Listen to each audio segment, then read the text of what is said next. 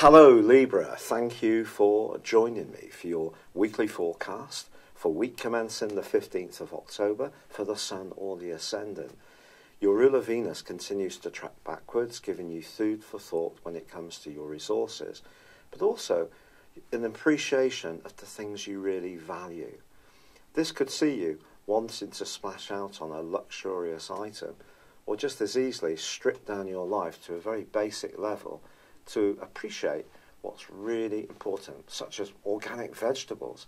So you can have that kind of spectrum of your values comes under consideration with this retrograde. But of course, Venus had been squaring up with Mars.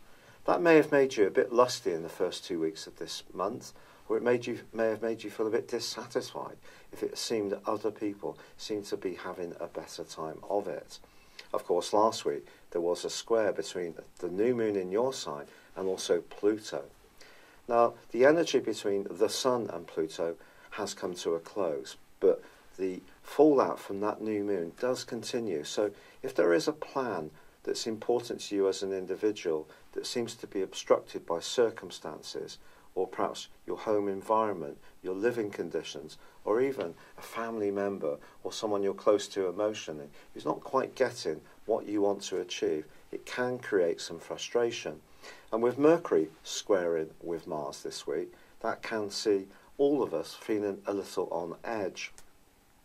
But Mercury is actually now in a very productive part of your situation as long as you don't rush to judge things. And later this week, Mercury forges a very penetrating angle to Pluto, which can help you to make some key connections. Also, Venus, your ruler, then goes on to forge a very positive angle to Saturn. Now, we wouldn't normally say that in one sentence, would we? Because Saturn's about obstacles and restrictions, and Venus is about joys and what we attract to us. But I think you can appreciate something much more significantly by the end of this week, particularly about your resources that may have been obvious earlier in the week, as long as you can almost let go of wanting the thing that you really desire most. And that could even include a romantic relationship, because by the end of this week, I think your thinking will have evolved quite significantly. It's been a real pleasure being with you. I'd love it if you would like or comment on this video, or if you've yet to do so, please do subscribe to this channel. Thank you. Hello Libra, thank you for joining me for your monthly forecast for October. The Sun and Mercury begin this month in your Zodiac sign. This gives you an awesome opportunity to take a firmer grip on your life direction. Your focus very often is on balancing your needs with those of the people that you care about. You can be the arch diplomat. But also, you're a cardinal sign, which gives you real power. That's one of the qualities. Of course, you're also an air sign, so you're an ace communicator too. So at the start of this month, the challenge for you is to try to raise your profile, take your plans, the things that are important to you, more seriously. Now, there is on the 2nd a quarter moon in the sign of Cancer. Your emotions are going to be closer to the surface. And it may seem that someone in a position of influence, perhaps a governmental agency that you have to interact with, a boss, an organisation, a job, someone who works for you. It could be an older relative, or perhaps someone in a local organisation that's dear to your heart. They may try to resist this more independent, single-minded approach that you're showing. Then, of course, your ruling planet is Venus. Gives you that lovely appreciation of class, taste, and it is going to go into retrograde on the 5th in the sign of Scorpio, which is deep and passionate.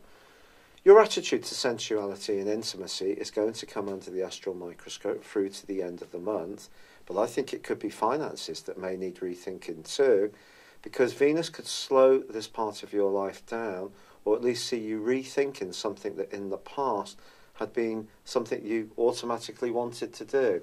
And it may come down to just how much you're enjoying something, how much pleasure you get, because remember, Venus is the planet of sublime pleasure. So some rethinking perhaps is set to go on there. But Venus is also squaring up to Mars in the first 2 weeks of this month. Now, Venus and Mars across the 2nd and the 5th house axis points towards exuberance. It points towards generosity. It points to lustiness. So you could find yourself drawn towards someone but not understand what their appeal is. Maybe it's working at a very deep, almost very, very hidden, subconscious and sexual level. Or it could be someone that you're constantly kind and generous to that has become a relationship that you're not enjoying quite so much. In general, your affections should be bestowed carefully in the first 2 weeks of this month. The good news, however, is that Mars is no longer in a sharp right angle with Uranus, which had been the case since the 2nd week of May through to pretty well the end of September. Now that was even more complex in some ways because there was a clash between your desire to express your individuality, your creativity, your flair, to get the things that make you feel happy in life against the things that you were really committed to. And that may have seen you, again, not quite sure of following the same pattern of being the giver. But all this giving stuff is really going to come up to the fore on the back of the new moon in your sign on the 9th.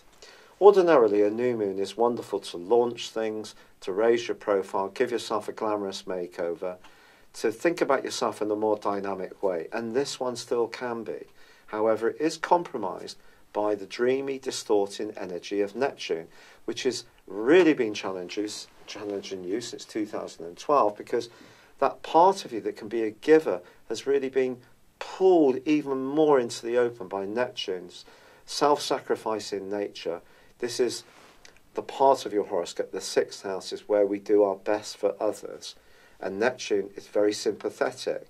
But are you being so caring and sympathetic to others that you're losing track of what's good for you, the individual? Furthermore, family and emotional pressures have really been strong over the last few years, particularly from 2008. And then, of course, this year, Saturn moved the end of December the 20th, 2017, into the 4th solar house, into Capricorn. And the two are still highly active in this area. However, Capricorn is, or Saturn in Capricorn, is its home zone. And this can be demanding. It could be that you're rebuilding your home in some way, making some fundamental changes to where you live, or the building blocks inside your emotions or your family relationships are going through quite a seismic shift. And this new moon is going to bring all this to the open because it squares up to Pluto. Pluto's about power, but it's also about hidden stuff. It could be about your desire to have power. It could be about someone else's. But if someone always seems to assume that they know what's best for you, this may be the point when you say no more. And that's going to last for a month, that overlay energy. The actual aspect lasts for the following week from the 9th. And across those days, particularly, there's going to be greater intensity. However, on the 16th, the sector, or the sign of Capricorn, is reinforced even more by another quarter moon. But this time for you, it's maybe you who's going to be questioning some of your motives around your emotional situation. Or maybe someone close to you doesn't seem very supportive or nurturing, or doesn't get how you feel about some of the people that you feel are challenging, perhaps in your family. The family is very much about the 4th house. Or perhaps you're just having a lot of big thinking about what happened to you when you were a kid, the messages that were put into you as by your parents and how that shaped you. Are you still just routinely following those, or are you set to challenge them? It's all up in the air, isn't it? It's a fascinating month, Libra. Your potential desire to be very equitable to everyone is going to be challenged, I feel. You're going to have to decide what you believe in and stand for it more than ever. And then the sun moves on the 23rd into Scorpio. It won't be back to your sign for 11 months. But on the 10th, Mercury moved into this area. So you do have an opportunity to battle back against some of the more restrictive energies of Venus's retrograde. But I do feel that Mercury helps you to think, the sun helps you. The sun basically is the enabler, isn't it? It's very much about sheer energy. It's very much about making things happen. So you could find yourself quite motivated to improve your lot in the last 10 days of this month, but there is still some highly exciting energies that are going to bubble to the fore, because Venus is reversed so much back that it meets up with the Sun and we have a conjunction. Now that could point towards a bit of a financial stroke of luck, to be quite honest. And with Uranus in opposition on the other side of the heavens to both Venus and the Sun, and then the full moon on the 26th connecting with Uranus in the sign of Taurus, your brilliance, your ability to think outside the box, being an air sign as you are, to be innovative, to be challenging, to see the direction of travel around technology, new ways of doing things, to break out of what other people expect, to be more of a trendsetter than a follower, can definitely come to the fore. But equally, you may decide that you want to spend some money, whatever the consequences, because Uranus is very much about being spontaneous in this kind of situation. Or it may be someone you encounter has such an aura about them, such a magnetic vibe, that you just cannot resist them. It's entirely possible, all of this stuff, hugely exciting. But the other thing is that when these three, well, the Sun, the luminary, Venus, the planet, and Uranus, the planet, go into this opposition, they are dissected across the axis of Leo and Aquarius by the north and south nodes. This is the dragon's heads, if you like. And in terms of the north node, that's very much about a Jupiterian influence. It's like a mini Jupiter. It's about your point of destiny. It's about your possibilities. And that, since the 10th of May 2017, has been in Leo. Brilliant to network, connect, build new alliances, clear out the ones that are no longer working. But we have a grand fixed cross that occurs right on that full moon. I do think this is going to be hugely important for all sorts of things in the world at large.